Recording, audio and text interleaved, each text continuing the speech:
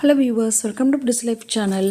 இன்றைக்கி இந்த வீடியோவில் என்ன ரெசிபி பார்க்க போகிறேன்னா குழம்பு ரெசிபி தாங்க. இந்த குழம்பு வந்து வாழைக்காய் வச்சு உருண்டை பண்ணி செய்கிறது. வாழைக்காய் கொலை உருண்டை குழம்புலாம் சொல்லலாம், வாழைக்காய் உருண்டை குழம்புலாம் சொல்லலாம். இது வந்து லஞ்சுக்கு டெய்லி குழம்பு வெரைட்டி செய்யும் போது இந்த குழம்பு ஒரு நாள் ட்ரை பண்ணி பாருங்கள், நல்லாயிருக்கும்.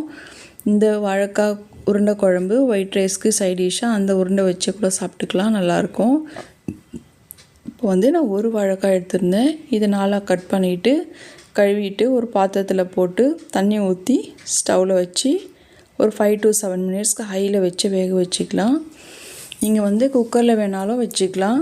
குக்கரில் வச்சிங்கன்னா 2 விசில் எடுத்துக்கலாம். என்னென்னா குக்கர் வந்து கொஞ்சம் டார்க்காகிடும், கலர் கருப்பாகிட்டு க்ளீன் பண்ணுறது கொஞ்சம் கஷ்டமாக இருக்கும். அதனால தான் நான் பாத்திரத்தில் வேக வச்சுட்டேன். இப்போது இதோட தோல்லாம் எடுத்துகிட்டு நீங்கள் தேங்காய் திருவல் இந்த மாதிரி இருந்தீங்கன்னா இந்த மாதிரிலாம் நீங்கள் திருவி எடுத்துக்கலாம். இல்லை நீங்கள் நல்லா குழைவாக வேக வச்சிட்டிங்கன்னா அதை ஸ்மாஷ் பண்ணி அப்படியே எடுத்துக்கலாம் திருவறதுக்கு பதில். இப்போது இந்த மாதிரி எல்லாம் ரெடி பண்ணி வச்சுருக்கேன். இதில் 2 பச்சை மிளகாய் பொடிசாக கட் பண்ணி வச்சுட்டு கருவேப்பிலை ஒரு கொத்து, கொத்தமல்லி இதெல்லாம் எடுத்துக்கிட்டேன். இதில் வந்து மஞ்சப்பொடி, சீரகப்பொடி, கரம் மசாலா, சோம்புத்தூள், தனியாத்தூள் எல்லாம் ஒரு ஸ்பூனு, பெருங்காயப்பொடி மட்டும் 1/4 ஸ்பூன், அது நிறைய போடக்கூடாது. இப்போ ஒரு கைப்பிடி வெங்காயம்,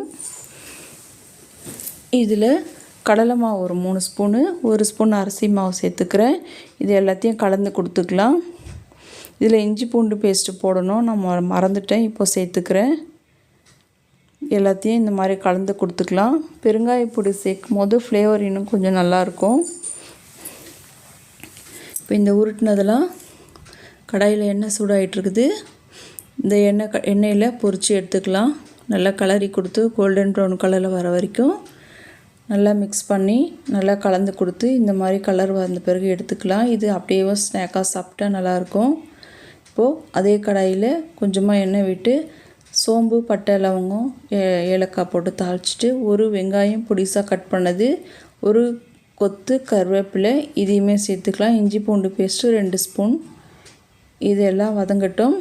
இப்போது இதில் நெக்ஸ்ட்டு வந்து கொஞ்சமாக மஞ்சப்பொடி 1/2 டீஸ்பூன், தனியாத்தூள், பியூர் சில்லி இதெல்லாம் ஒரு ஸ்பூன் சேர்த்துக்கலாம்.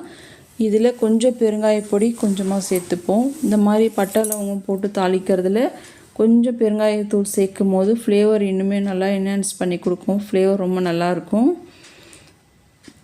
இப்போ ஒரு 3 தக்காளி மிக்சியில் போட்டு அடைச்சி வச்சுருந்தேன், அதையும் சேர்த்துக்கலாம். நீங்கள் கட் பண்ணி கூட சேர்த்துக்கலாம். நான் இந்த மாதிரி அரைச்சி தான் மோஸ்ட்டாக என்னோடய சமையலில் நான் அப்படி தான் செய்கிறது.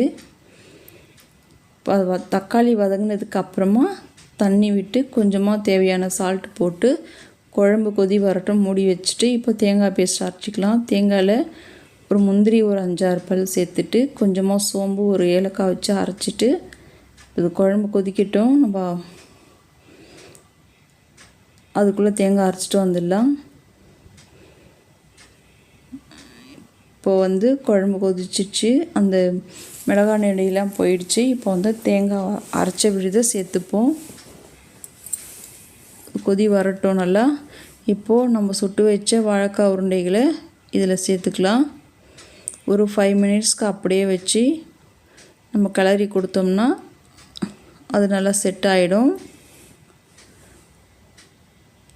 மூடி போட்டு ஒரு சிம்லேயே ஒரு 5 மினிட்ஸ் இருக்கட்டும்.